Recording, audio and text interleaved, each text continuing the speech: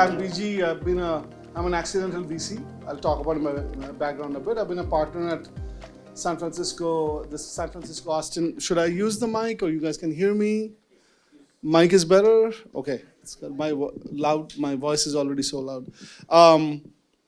We are Austin SF firm and, spent most of my career building software and products in companies like Oracle, LinkedIn, Yahoo, and then a bunch of fintech, and accidentally came here. It's a famous open source. Yeah, most of open source at LinkedIn came out of my team, actually. So you guys have used some stuff like Kafka and Data Hub and a bunch of other stuff that still runs much of the planet. Actually, Yahoo was the real open source. Open hackathons were actually championed at Yahoo. So there would be open hackathons, all companies, people came, and Yahoo, that's a great point. I would say much of the open source culture of Silicon Valley came from Yahoo, which is, we should celebrate the company more. And then just an anecdote, which is fascinating. We talked about this morning. I'm just trying to kill time till Rajiv walks in. If you want to ask me a question, it's a good time. So I was lucky to have helped build really great teams for Yahoo and LinkedIn in Bangalore. And at LinkedIn, we had the largest Hadoop engineering team outside of Yahoo. And before Venkatesh was sitting somewhere here, before like Cloudera and Hortonworks was founded. And Venkatesh might remember, the most successful Hadoop meetup was actually not in Sunnyvale. It was actually in Bangalore. It was called White Elephant or something else. Something else, I forgot. Huh? There you go. I know there was an elephant in it, yes. So yeah, White Elephant was actually the orchestrator. Hey, Rajiv, dude. Aye, sir. All right, I'm going to blame the organizers now. Hello, Vikram. Your old boss is, what is it? No, up, yeah, middle, yes. So I think, the one thing is we'll try to make this as honest as possible and open. So I'll try to provoke them to say some things they wouldn't want to say in public. But, please don't tweet about it. I would say keep this an engineering meetup so that it's kind of Chatham House rules. And feel free to, of course, tweet our photos and say nice things about us. But if there's anything controversial said, these guys are senior people in public companies. So please, use your judgment and don't go post it in social media. That's the only request. So why don't we start with Dane? Dane, thank you for the 3-year lag in getting you here. But Dane just landed this morning, and I've been drinking Diet Coke copiously, I think, as of this breakfast. So Dane and I became friends 3-4 years ago when I started visiting Austin. And I remember he invited us in to do this whiteboarding session about a lot of the database stuff you guys were building as part of, is it R2, S2? I forgot what it was called. Yeah. So, a lot of the stuff we built at LinkedIn and then was built at AWS. Dane's team was reinventing. And that was an amazing whiteboarding session. I remember you guys asked us lots of questions about Kafka also. And you didn't tell me you're going to go buy a streaming company also. I remember that. But Dane, big fan of Cloudflare. I want to talk about, and you were one of the first 20 engineers there, right? Would love to hear a little bit about your journey, and then we'll get to Rajiv's journey also. Tell us a little bit about, how you ended up at Cloudflare. What was it trying to solve at the beginning? And how did it become so successful? What were some of the key turning points in the company's tech product market journey? Yeah. Hi, thanks everybody for having me as well. As BG said, I've been here for a few hours and I got to walk around the city and excited to come here to talk to you guys now. So I joined Cloudflare about 14 years ago. Was one of the first 30 people at the company. I had previously done a few startups in Austin and then moved out to San Francisco to join Cloudflare. And I had also gone and interviewed at Yahoo and LinkedIn and Meta and all those places and was just kind of a little overwhelmed that they were just these huge organizations and was looking for a place that had the internet scale of those companies, but still had a little more of the startup feel. And so met the team and just the sheer amount of traffic that a team of 30 people were doing was just unfathomable, really. With tens of thousands of sites signing up a day. What was the core product at that time? So the core product at the time was performance and security for websites. So we sat in front of your websites, your APIs, and we cached close to the users. We also provided a DDoS for your users and WAF. And previously, that was only available to some of the largest companies. Like, Akamai wouldn't talk to you unless you were going to spend $30,000 or more a year. And we were taking in people that were spending $0. We started as a freemium service where we were just trying to build out a network. And we realized that there was going to be a kind of a two-sided thing where we could be able to get the data from all the users and see and create a better security product, because we would see as much of the internet traffic as possible, and then be able to use that information to build better models for protecting all sites. I mean, were you guys doing any sort of machine learning at the time, or was it mostly heuristics, or what? We've been doing machine learning inference since kind of day one. And a lot of that data originally was sourced from the edge with Kafka. We have one of the largest Kafka clusters in the world. That we bring in all the data, we create models from it. We then put those models back out at the edge to help be able to look at every request and over 80 different signals from each request and decide whether or not that's good or bad traffic in real time. Talk to us. How about a couple of examples of what made the company inflect, or new products, or some of the turning points in the last 10 years? So we always thought of our product was our network, and we continued to grow our network. We continued to get as close to the users all around the world as possible, to the point now where we're 5 milliseconds from 95% of the world's population. And then on top of that, we're trying to figure out what applications can we bring to bring more value to users that were all the data that was going through us. And so, the first set of the products were the infrastructure protection. How do you protect websites and APIs? Then we said, well, if we're, being able to traffic go that way and protect users, what if we flip it around and we can protect users and devices from the rest of the internet? It's the same security models, the same learning of the traffic. And then finally, we said, well, let's see if we can open the platform up so that anyone can build applications that are distributed from day one, horizontally scalable, can take advantage of the entire network that allows us to build products so fast. And hopefully there'll be more acts to follow that as well too. Quick question about the teams you built, because I remember having our first drink 4 years ago. You talked about at Yahoo what we called the Skunkworks group, but you had this forward-thinking investigative group which moved very quickly and would actually do not just prototyping but get stuff in the product. Would love to hear how did that come about, and what was the culture in the team you were trying to build? Yeah, so right around when we hit about 100 million in revenue, our CEO Matthew came to me and said, we kind of talked about Clay Christensen's Innovator's Dilemma and how companies get disrupted. And we were kind of at that stage where we were either going to, get disrupted from below or above, and we knew we had the makings of what would be a great company. And so we said, well, let's split out engineering and product into two groups. 80% of that would focus on the core products, what the customers need next quarter. The sales team needs to close the deals. The support team needs to keep churn down, and then we'll have another team that's completely focused on a growing TAM, growing the total available market, the number of products that we can bring to our customers. And we said that the best way to do that was actually to have a very isolated small group of engineers that get to work on very hard problems, get to take lots of shots on goal. So the idea would be that you come up with 10 ideas and only 2 or 3 of them would be successful, but you iterated fast, you experimented, you then invested behind the demand. Originally, we tried to do that in San Francisco, and we quickly found that every time there was a customer problem, those engineers were kind of pulled off to go help their fellow engineers kind of solve those fires.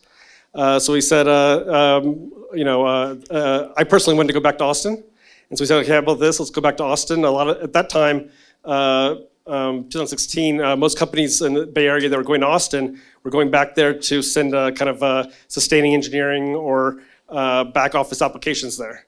like Dropbox and companies similar to that. And so instead we said, I'm going to go back to Austin, and we're actually going to only build new applications here. And so I got to go back there and start hiring engineers that were in Austin, that wanted to stay in Austin, but wanted to work on some of the hardest problems in the world. And it was just a great recruiting environment because the other opportunities were much less interesting, which is a lot of parallels to here in India, where, after we did that, Austin was very successful, and we hired 400 or 500 people there, and then we kind of had the same problem again. We were trying to build new stuff, but we kept on getting people pulled off to do those things. So then we said, let's do this again in Lisbon. So several years ago, we opened up a Lisbon office and started building new products there. And then about 3 or 4 months ago, we opened up our first office in India, in Bangalore, which is going to be the head, we'll have a lot of different functions here, but ETI India, Emerging Tech Incubation is what we call it at Cloudflare. Where we will focus on not sustaining products here, but actually building new products here.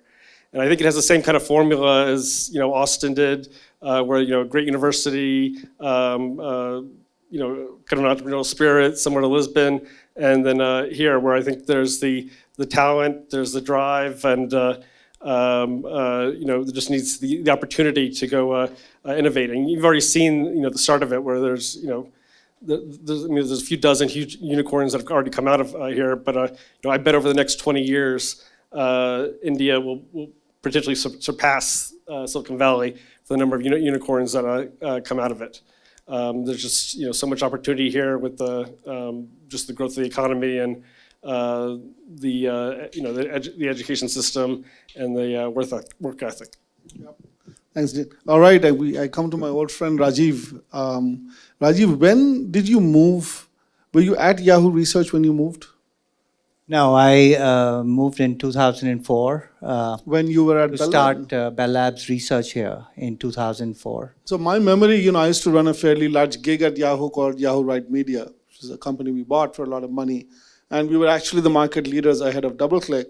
So Yahoo Research was this legendary thing that was put together for that time and space by two geniuses. One was Knut's student, Andre Broder, right. And the other was my mentor from my Yale days, Prabhakar Raghavan, who went on to become head of engineering for Google later.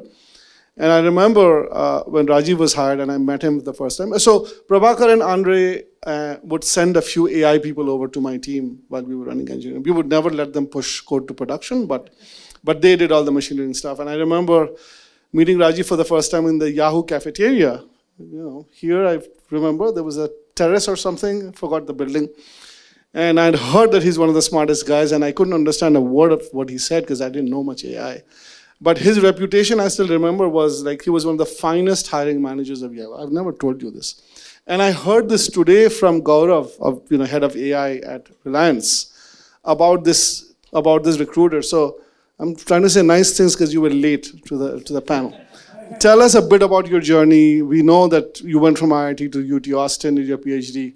What happened after that? And I'd love to bring it back to Yahoo Research and then Amazon AI and about your team building. Right. Take it away. Yeah. Yeah, I mean, look, I'm an old fart at many levels. Just saying that about me. I'll just, it's a long journey that began in Bell Labs in the US. And at some point, I came back to India, and it was meant to be 2 years to set up Bell Labs research here, but just ended up staying here. It's been 20 years now. And some of the things that I found in India was, I know you wanted me to talk a little bit about the talent as well. In 2004, of course, ML, I know it wasn't that big. Really, I mean, it was just starting. I think people were using trees and so on. One of the things that struck me was there were not too many senior people around, right? So it was really all the graduates from Indian Institute of Science, IITs, and so on, and finding PhDs. I came to set up a research lab, and in Bell Labs research in the US, they would just hire PhDs from, all the top schools and so on. And here, it was really difficult to find very high quality except Thompson, PhDs. Kerninger, Ritchie, and the four of them did not have PhDs, but that's Okay. fine. Yeah. Okay. Anyway, problem. so we would hire masters level. I mean, we would try to hire PhDs from the U.S. and Europe and other places, but we also hired a lot of masters level students from Indian Institute of Science and so on. And these guys were really, really good. I mean, and many of them hadn't really published papers, but they joined Bell Labs and then they were publishing. I mean, within a year or two, they were publishing papers in top conferences. So, I was pleasantly surprised with that. So, even though they didn't have the formal training. So they needed the structure and the environment, and just to give them the problems. Yeah, I mean, you need the right environment in terms of, maybe goals, first of all, ambitious goals. You've got to, just like how my advisor gave me a goal when I started my PhD, you've got to publish 2 papers in the top conference and then you can have your PhD, right? So one of the things we encouraged a lot was really publications even in Amazon. I do encourage publications. Maybe we're more applied than we were at Bell Labs Research, but I think publishing papers in at least tier 2 conferences every 2 or 3 years, I think that's a good practice to make sure that you're, when you get a paper in, it has to be state of the art, cutting edge. So it ensures that the team is on the cutting edge and so on. So anyway, I mean, I don't think the PhD situation has improved a lot in the last 20 years. Maybe we have more PhDs than in 2004. But again, India lags behind. Even countries like Israel are doing better in terms of graduating PhDs in computer science and so on. But I think there's lots of very smart master's level folks who can, with goals, the right environment, mentors, and some training. You fail once or twice when you try, doing creative work, innovative work, but then you get a hang of it, right? I have a slightly controversial question. I got asked this, I was taping a podcast this afternoon. In which areas of computer science do we still need people? I mean, I did my PhD in theory, for God's sake, and I worked on like parallel sparse matrix algorithms before that. It's a hard question. Which areas of computer science do you still need PhDs and why? In India or no, just generally? Yeah. I mean, I think the thing about a PhD is it's not the area as much as what you learn when you do a PhD. I mean, the training, how to solve a problem, and it may not be in your area. I've changed areas multiple times over the years, right? I started in databases, moved to main memory databases, data mining, network management, and then machine learning. Machine learning is actually, I was doing applications at Yahoo and then machine learning at Amazon. So one of the skills that you learn when you do a PhD is how to get into a new area and problem solve, right? How do you learn about the area? How do you identify the important problems to solve and solve ambiguous open-ended problems that aren't going to be solved in a couple of days, but may take months to solve. And a lot of that, by the way, even entrepreneurs go through because you are solving ambiguous open-ended problems. There are ups and downs. I mean, there were at least a dozen times I thought I'd quit my PhD and my advisors got me to stay on. Three times. So, so you go through those really low moments and it trains you mentally to be strong. So there are a lot of skills you get, and I feel India does need, I feel like you need people with that training. Now, maybe you get it as entrepreneurs. I don't know. I haven't been an entrepreneur in my life, but one of the things with China and US, which dominate today, at least Gen AI and innovation, there is some correlation between the number of PhDs you're graduating maybe and at least when it comes to tech and science innovation. Product innovation, I do think in India you have a lot of product innovation, quick commerce, UPI, there's a lot of product innovation. I mean, but we don't have a DeepSeek. We don't Fair have, enough. Yeah, so. I mean, Joy is sitting there quietly. He wrote a blog post on LinkedIn saying why OpenAI cannot be built from India, but I'm not going to give him the mic right now. Let me move on to Amazon. Amazon, Yeah, yeah, I talk a little bit about. At Amazon, we always feel like we should have been the ones who invented ChatGPT because we had the killer app with Alexa. And you guys built the first amazing Alexa was recommendation everywhere. It was an amazing system and amazing product. And it was meant to be conversational, right? It did answer questions, it did things. And so obviously we didn't do it. So we are trying to clearly, make sure with Alexa Plus. I mean, there has been some announcements from Amazon about Alexa Plus. This is something that's supposed to, be pretty much a personal assistant and supposed to, do your shopping, book your restaurants, a table at a restaurant, do your recipes, and so on. And then, of course, there's a lot of other things that we are doing with AI in terms of Rufus, which is a shopping assistant that answers product-related questions, does product comparisons, and so on. Again, there's Gen AI at the core of that, chatbots to troubleshoot problems for customers, and so on. People buying products want to know how to install maybe Microsoft Office on a laptop and so on.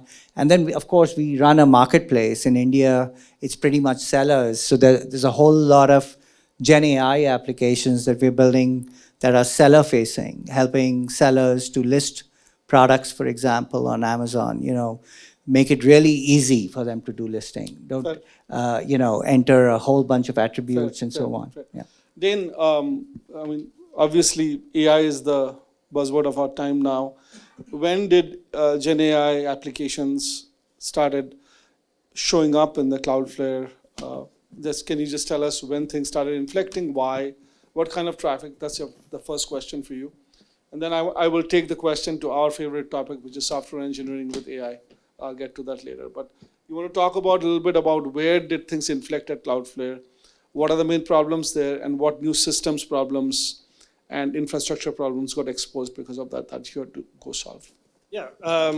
So I kind of think of AI at Cloudflare in kind of three different buckets. One is, what are the ways we can use AI? And when I say AI, I mean more like LLMs. Use Gen AI to help employee productivity. So those are like coding tools, tools for sales, marketing, things of that nature. Then I think of the second bucket is how can you add AI in your applications. So that's the things like the Rufus and being able to build things that help your customers use your applications better and get more value out of it. And then the third bucket is how can we enable people building on us, our developer platform, to add Gen AI inside of their applications. So Cloudflare was probably very slow, actually, in the Gen AI space for one main reason is, an LLM, once the data's out there, it's like a 3-year-old, you say something in front of a 3-year-old, they're going to repeat it. They can't unlearn something that they hear. And so we're a security company at heart. And so we were very, we're very sensitive about our data. And so we didn't want any of our data leaking out. So we actually were pretty restrictive about what employees can use. And that actually had a downstream effect where, obviously, then we were slower to put it in the products because our employees weren't using it every day. And it took us a little longer to get the guardrails in for how we manage the data, how we could, what we could run inside our inside our perimeter. And so we're a little slow on that. Now, from a pure AI perspective or ML perspective, the number of inference requests is huge, but most of those inference requests for around security are things like cat boost and more ML style models. And so, more in the last 6 months is when we started really opening up. It's actually a couple of steps back. So actually, about 4 years ago, we did a partnership with NVIDIA where we started putting some GPUs on our edge. and we made this announcement, and no one cared. Literally no one cared. But that's what the Emerging Tech Incubation Group does. We take a lot of bets, and sometimes they don't go anywhere. And so we're like, okay, well, we have a few GPUs out there on our edge, and no one's asking for it, so we won't do anything with it. We're just going to let it sit there. Obviously, then ChatGPT happened, and Gen AI was all the buzz. And so then the first place where LLMs really was not actually in the product or with the employees was actually us kind of renewing the developer platform. And we just, about 2 years ago, we said we were going to add GPUs across our entire edge, and started adding all the open source models to our edge and somewhere to Bedrock, and let people that are building on us use those AI applications. And then only kind of fast forward maybe 6 or 7 months ago is when we started really letting employees start using AI inside Cloudflare. We probably took a different approach than a lot of companies.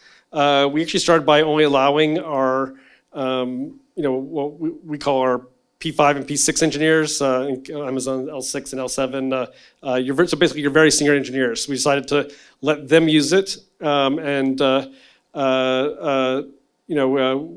we did very kind of small piloted experiments where we wanted to understand, with our unique code bases, how they would work and how they would handle. The most fascinating part of it was watching the transcripts of the engineers. We actually kept all the transcripts, and actually, when you put a PR in, you actually got to see the transcripts of the engineers. And actually, one of them I think went viral. Kenton Varda, who did Captain Proto and some other things. He published some of his transcripts online, and you really get to see how he thinks, how he problem solves, how he uses it almost like as a coding partner. But at the end, we also had another rule that said all code that you check in is yours. So no vibe coding. If you check something in, it's your code. It's not the AI's code, and you're taking responsibility for it from a production and security aspect. And so, we're still actually pretty early. We haven't even rolled out the AI coding tools across the company, but doing that more and more. But at the same time, on the flip side of that, from us, software developers' perspective, the more junior engineers or that haven't learned the level of detail and level of focus to have on a problem, they tend to just go down rabbit holes with the AI and end up taking them twice as long to do things.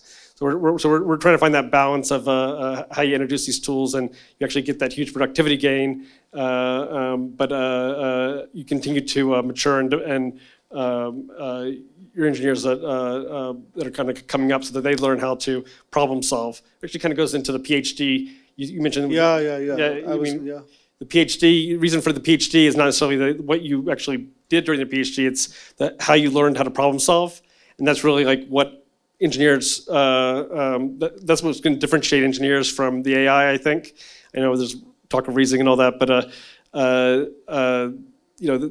still think the human mind is the best way to do problem solve and create new IP, and the AI is going to be there to really just kind of support it. Hey, Vikram, how are we doing time-wise, man? You're doing pretty well, so you guys are 10 minutes. Oh, 10 minutes. Very quickly, Dane, I think you covered stuff around using code gen tools as part of engineering. Very briefly, what happens to talent management? There's something you mentioned during breakfast was it'll make 10x engineers 100x. Any thoughts on that? So that's one question. Second question that I think Nikhil asked was, I know everybody has to own code. Yeah. Maybe that's the end of the answer. But you guys are running seriously critical, high resilience infrastructure. Any thoughts on those two, on the talent management and path part, and then the outcome of using AI generated code? Yeah, so there's kind of two parts to it. One is all the engineers that are actually already with us, that they're having to be trained on how to use AI and how to use it as a partner. I think the engineers, at the same time we see our interns who come in already knowing how to use these AI tools, and actually if we took them away from them, they probably wouldn't even know how. So it's actually kind of converging the two sides of it. to how to effectively use AI tools. And on the the criticality, I mean, I actually don't think it's that different than what we are to do today. Like when you're running critical software, you need to have canaries and things that enforce blast radius. All the same kind of security precautions that you had before. You still want to do the same type of security testing that you would do before. I don't think any of those things necessarily change. Nikhil kind of mentioned something, or maybe it wasn't Nikhil, mentioned something about kind of are the models going to be potentially have bias against you, and I think at some point you might be able to have two different LLMs implement the same thing, and then start to actually test each other. So I mean, I think there's different kind of strategies like that will evolve over time. Rajiv, you want to talk a little bit about some of the stuff you brought up this morning around some of the innovative stuff you're doing in core AI, whether it's chain of thought and automated prompt engineering, ICL, just a couple of examples. And more importantly, why does it relate back to building great applications? Yeah, again, I know in the different sessions, there's been a lot of talk about fine-tuning versus prompt engineering when you're building applications. At least our experience has been, Amazon has a lot of amazing data that's not on the web. I mean, this is private data. I mean, customers contacting us with problems or contacting us for help, customer service and so on. That data is very proprietary. And there's a whole bunch of other data that we have. Of course, reviews can be scraped and so on, but there's other data in terms of the catalog and so on that we have. And if you have a lot of training data, then what we found is fine-tuning open source models like Qwen outperform, Claude by a large margin, right? I mean, we've seen that for handwritten prescriptions in pharmacy business. We've seen that for customer-facing chatbots because we have all that data, which is not on the web. So the point you're making, just to make sure I understood, I know we had a debate about open weight models that we can still have in the morning. But the point you're pointing out is you have high signal, confidential, proprietary first-party data that you can use. Is that the main point? So and then do you want to and data fine-tune becomes models? Or? Yeah, and then you fine-tune your own models, right? Qwen is right now the front runner, which sort of for a huge number of applications, right from handwriting recognition to extracting nutrition information from product packages to customer service chatbots, all those applications, a fine-tuned model with our own data just beats Claude, right? So that's one interesting thing. Of course, prompt tuning, we've been finding that our scientists now in the new Gen AI world spend a lot of time on prompt tuning. So we do use Claude in many places when maybe we don't have a huge amount of data or the task is super complex, like conversational applications and so on. Claude, of course, beats the hell out of anything else. And even coding and so on, even QDev has Claude at the back end and so on.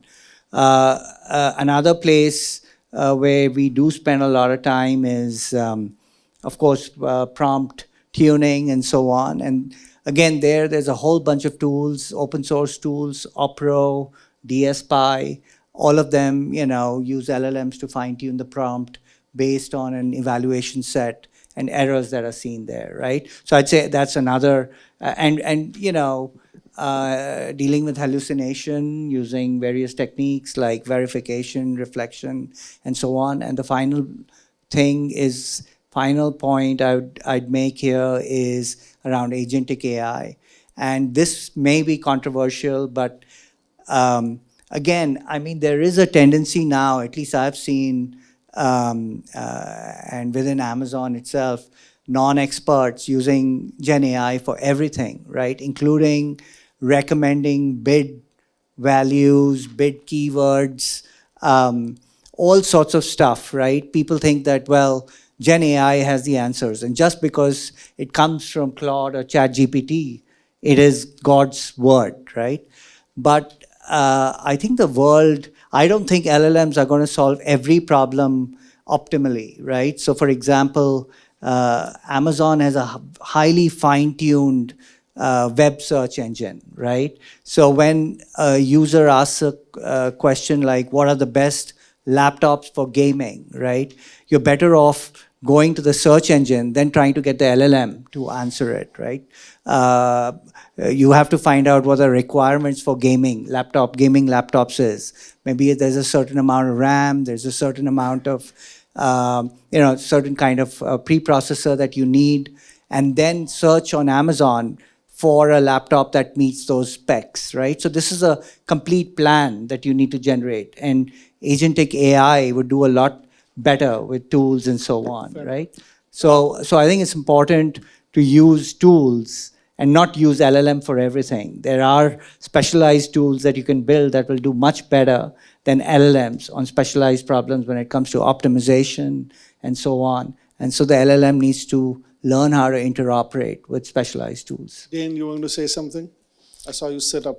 Oh, I just sorry, it just occurred to me. We were talking about security in the SDLC. Yep. But and obviously a bug in code could take down a system. But a bug in looking at someone's prescription and translating it from the handwritten note to what you delivered to the customer. It's a pretty profound impact, yeah. Yeah, I mean, or if there's bias built into that, you could change. How do you guys protect against something like that? No, I mean, again, the idea is for the LLM to do this automatically with 90+% precision, and then that gets shown to the customer automatically, and they can make the changes and corrections. So there's going to be human oversight. Yeah. A lot of supercritical applications that need to operate at 99 or 100% precision, I think you will need human oversight, right? Either in the back end. Just like the engineer taking ownership of the code. Exactly, yeah. Very briefly, Rajiv, I mean, does Amazon, and I don't know, it's slightly confidential, like the path to building these gigantic models towards AGIs is something Amazon really needs to do or wants to do? I mean, we are working on Nova, right? That's what I was asking. So, yeah. Is there some sort of announcement coming up, and how are things going? I think Nova's announced, and we've but how is that released going? it. How is it doing on the leaderboard, or are you guys continuing to put I don't know about that. Fair enough. But, okay. He still uses Quinn. I got that. So I was asking the question. He didn't mention Nova internally, that's why. It was terrible of me I'll to tell say you that, these yeah. things. Mistral was the hottest model last year that we used to fine tune, and now it's Quen. Things are changing That's so fine. rapidly. Fair enough. Yeah. But I think Dane and I were disagreeing with you about the root cause. We're not going to get into that, but I have pretty strong opinions about that. I'm not going to go as to why DeepSeek and Quen, why they're open weight, and what it means kind of country level. Not the right topic for now. Dane, anything you want to talk about in Cloudflare ultimately will see AI and models, AI operating at many layers, right close to the consumer all the way to the mothership. You want to talk about just some new problems on the security side, privacy side? Are there any new technical projects you're having to start for that, which are brand new? Well, just the idea that in a single request, a single application, you might have the inference starting all the way at the device, and then moving to the edge, and then moving to the hyperscalers, where obviously increasing power and compute, and deciding where to, from a routing perspective, like where to answer each of those questions and what precision and what you need for each of those. I think is still a hard problem to solve, and but we're providing the infrastructure so that you can do it. so that you can move the request and the question across the board.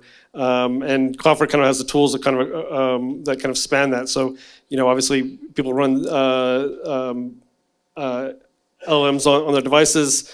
We have Workers AI, which runs inference at our edge. Yep. But then, everybody from OpenAI to DeepSeek to Perplexity run their inference through us to provide them security in front of their infrastructure. So, if you're building an application on Cloudflare on a developer platform, there's no quicker way to get to, with the inference, whether it's local, hitting with an open source model, or whether it's hitting with the large foundational models. It's going through Cloudflare to do that. And the idea that we have the connectivity for that, and we can provide the ability for that all to run close to the users. More and more, kind of in Web 2, everybody kind of remembers the privacy issues that came with Meta and other places where we all kind of gave our data away, and we see, now how it got used for different purposes. And I think right now, I'm hoping with kind of AI, we don't kind of repeat those mistakes, and we are a little more privacy-centric with our data. We keep our data a little more localized, close to us. Yep. We use things like zero-knowledge proofs and other algorithms to maintain ownership of our data. Yeah. I think we're good. This was an unstructured conversation. I think we have enough time for Q&A, and far away. And if you can introduce yourself briefly and name and the company you're coming from, that'll be great. I lead the India side for Fiddler AI in AI observability.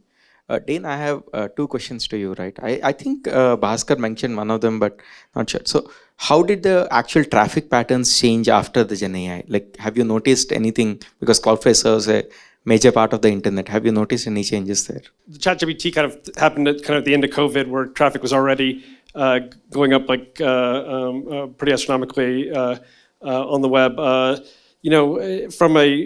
I don't know if you're talking about just general user traffic or attack traffic.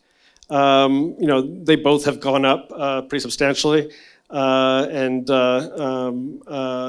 as those kind of the new workloads kind of came on to us. And then just the general web traffic, but I'm not sure if LLMs necessarily were the causation, or just more people are online doing more intensive things, and if there was a different application that would have replaced that. One more question, like you handle a lot of infrastructure. You must be building data centers and all, right? Is there how does the data center engineering or the architecture of how you build data centers change? Because the power usage and the power requirements are pretty different. That's what I understand from my very high level hardware knowledge. Yeah, no, I mean, the reason why we can't run the huge models at the edge in our data centers is because obviously the chips today are just too power hungry. And I actually believe two things are going to happen. One, I believe obviously, I believe very little engineering has been put into inference compared to training, both on the software side and on the on the hardware side. So I think over the next few years, I think we will see models both continue to get smaller, but also more efficient, and as well as I think we'll see chips that are more tailored designed for inference start to come out that will reduce the power requirements to be able to continue to run them more efficiently, kind of closer to the users. But I think there's huge opportunity for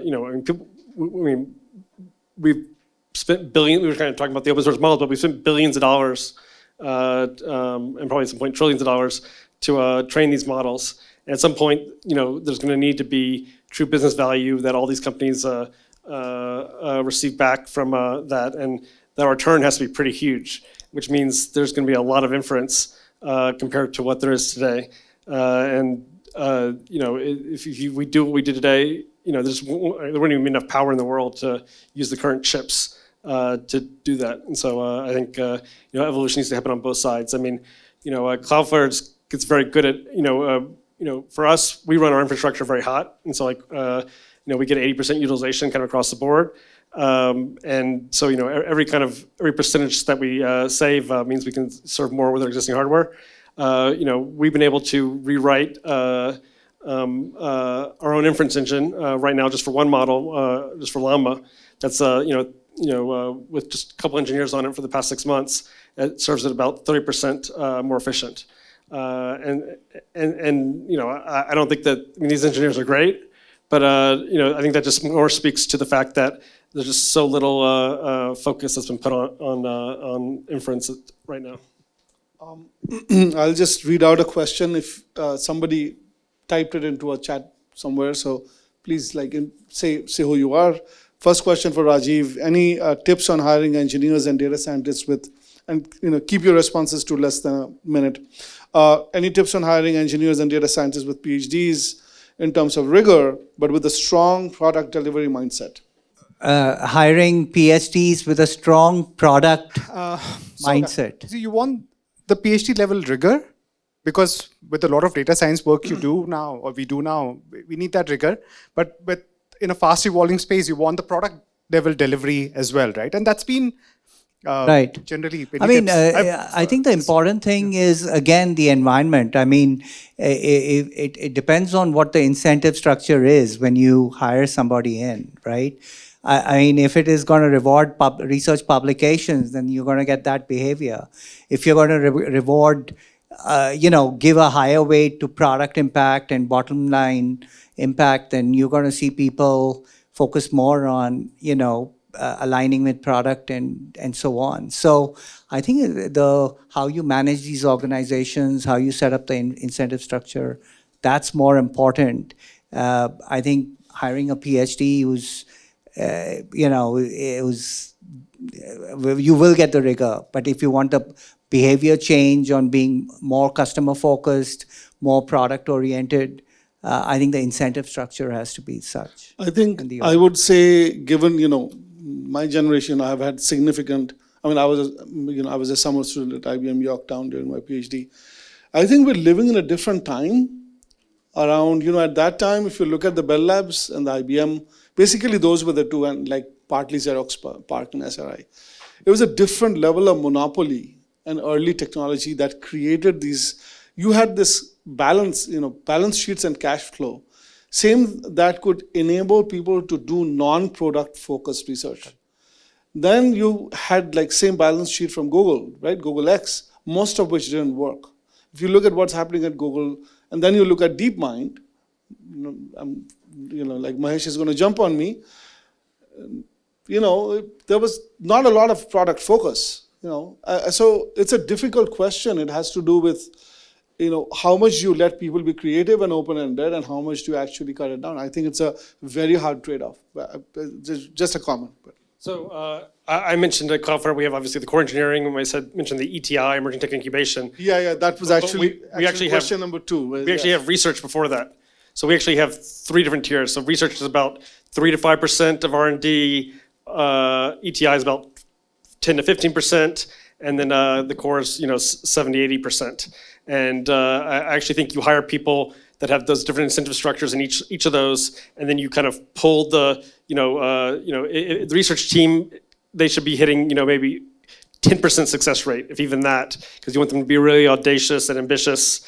And then obviously there's a spectrum as you kind of go closer to the customer and closer to the product, where you need to and your commitments, where in the ETI you might want to have 40, 50% success rate, but pulling those research things and trying to productize them with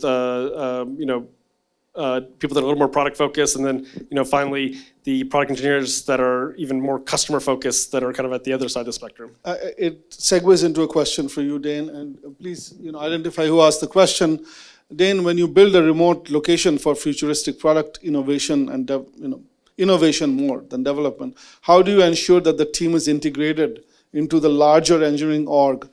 And if there are time zone differences, that also adds some sort of latency mismatch. Any thoughts on that? And who asked the question? That was me as well. Sorry. Yeah. Arvind, we have all the questions from Arvind. All right. Well, okay, go ahead.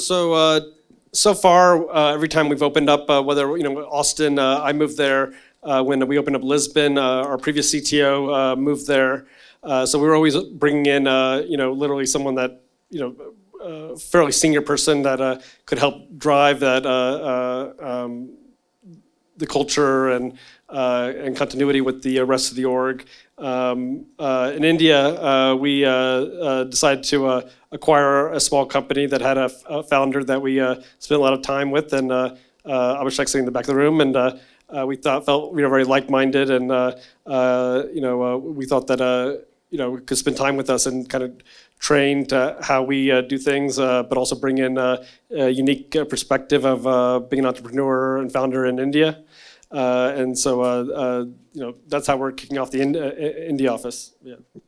All right, next question. And please go ahead and identify yourself. Yeah. Hi, this is Omkar. I'm building Fermi. It's AI for investment research firms.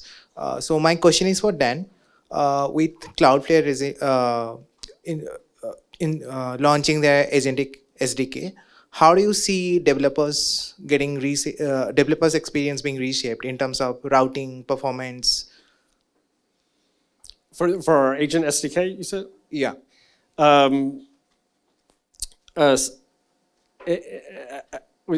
So how are we seeing people use it, or how are we seeing? Yeah. How is it improving the developers' experience in terms of routing, building agents? Yeah, so it's built around what we've a concept called durable objects, which actually originally we called them durable agents. We changed the name to durable objects before we launched them. But really, they're kind of the perfect compute primitive, compute and storage primitive for an agent. They're this secure ephemeral. They're not. I wouldn't say it's a database. I wouldn't say it's somewhere it's like an actor that kind of sits close to the user. So each one of those kind of represents what an agent is. An agent is a proxy of a human, and it segments and sit close to the human that's operating it, or that it's being a proxy for. It has memory. It has secure compute. It has access to information to gather and pull in for its inference.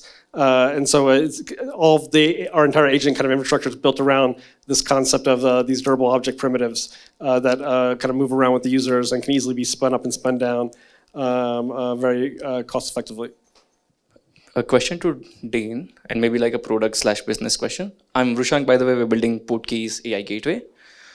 You said that you were slow in AI, but to us it doesn't seem to be the case, right? Because there's Workers AI, AI gateway, then there's containers now, you have agents SDK, you're doing a bunch of stuff in MCP. Where's the puck going to next? So when I said we're slow in AI, I was using it internally. With the developer products, we're fast of it. But where do I think it's going next? Well, I mean, I still don't think people are actually using inference to its full capability. I think AI needs to kind of disappear into the applications.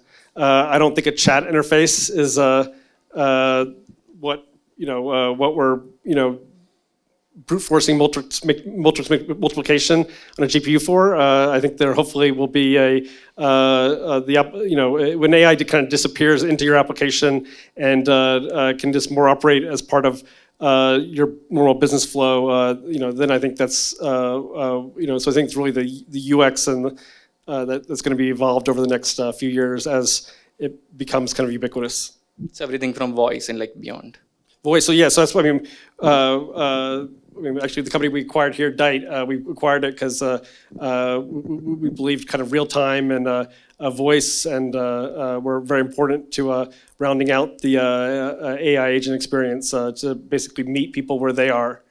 So yeah, absolutely. Thank you very much. I'm Gautam. I'm from Tiffin. I'm leading the AI efforts. I'm a bit new to leading, so maybe this is a trivial question, but see, higher management who does not have any perspective about the technology, but who are very much domain specific. They'll give us the requirement, right?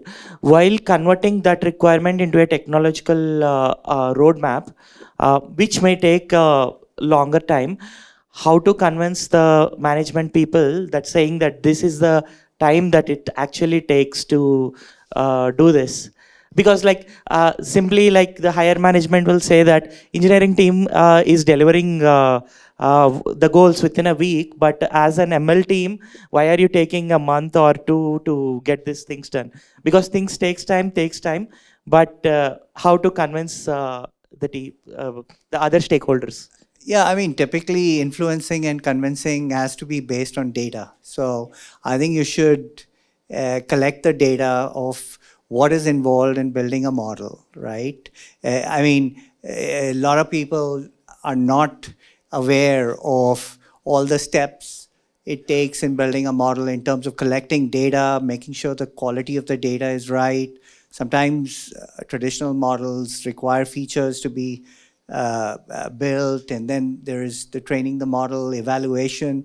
So I think it would be a good idea to educate higher management on the steps. Take a typical project and just walk them through the steps that you follow in terms of training models and how much time it takes and what are the challenges in each step, right? Clearly, data collection is usually the most time-consuming step, and making sure that the data quality is there, and also putting in the various monitoring of the model post-production. I mean, a lot of times people think that it's all about training a model once and just deploying it in production. In fact, earlier that was something that I also discovered, that a model that we'd put in production 6 months later had just was completely ineffective, and so it needed to be retrained, and so you need automation. So there's a lot of stuff, and this is one thing I tell product and business folks before they go to ML, that this is going to be a big investment. It's not rules. You may have one person who writes the rules, but when you're out building models, there is some investment that you have to make to get all the benefits, right?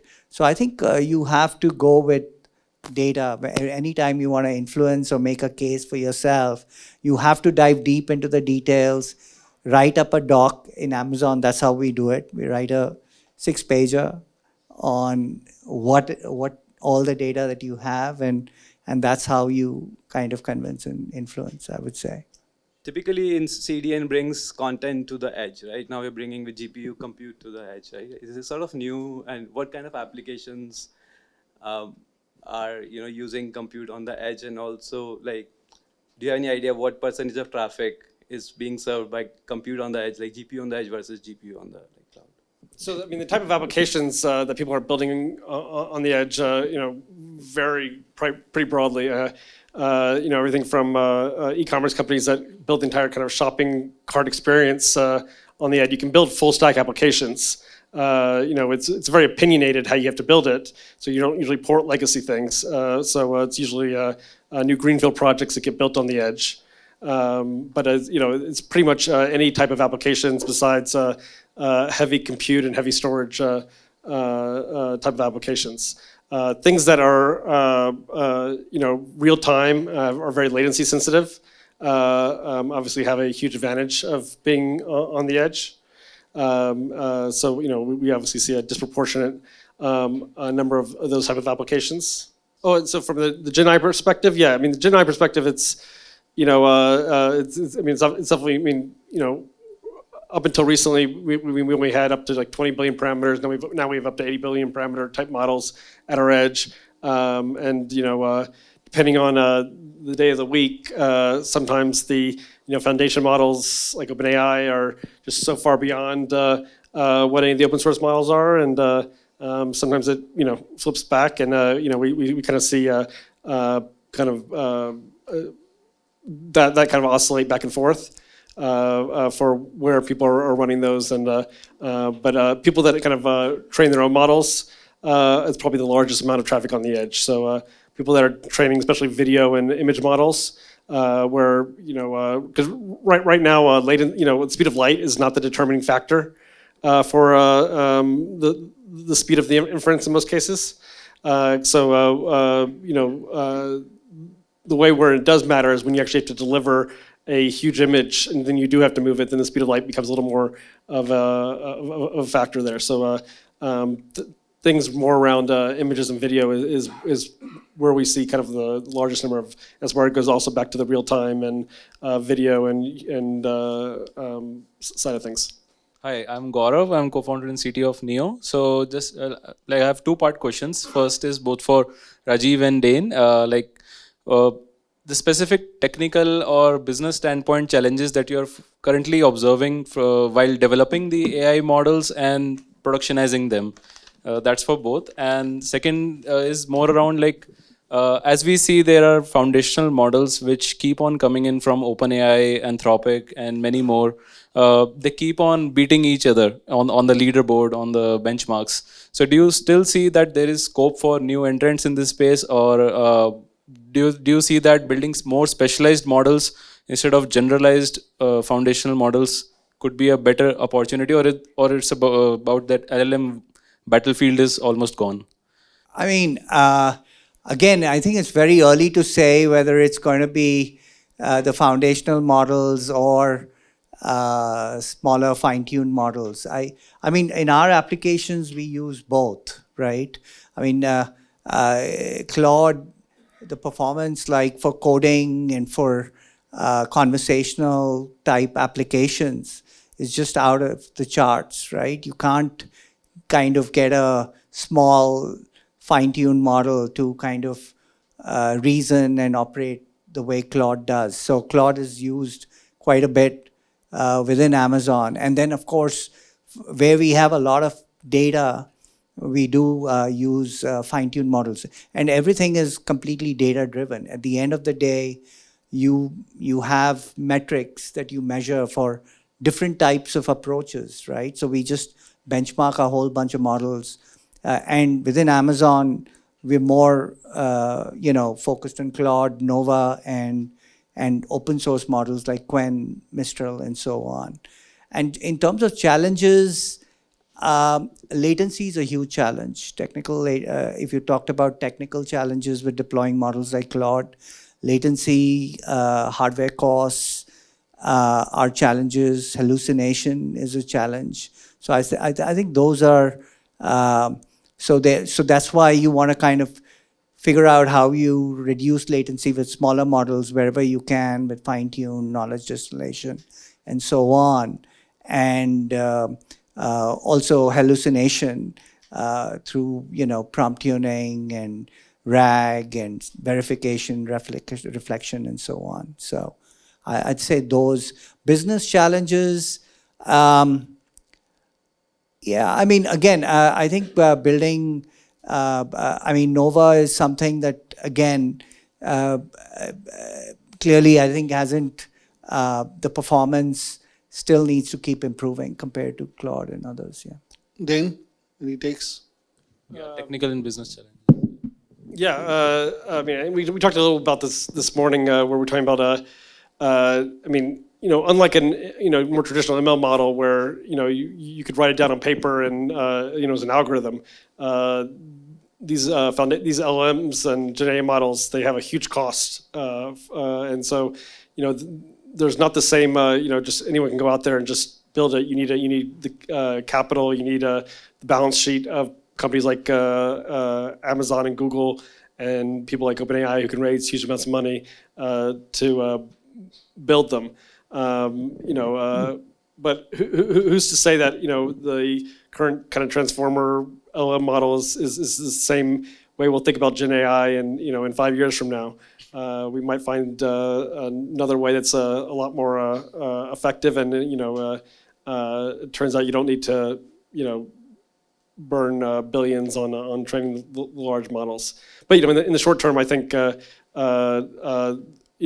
if you're not one of the big guys, the biggest opportunity is obviously in the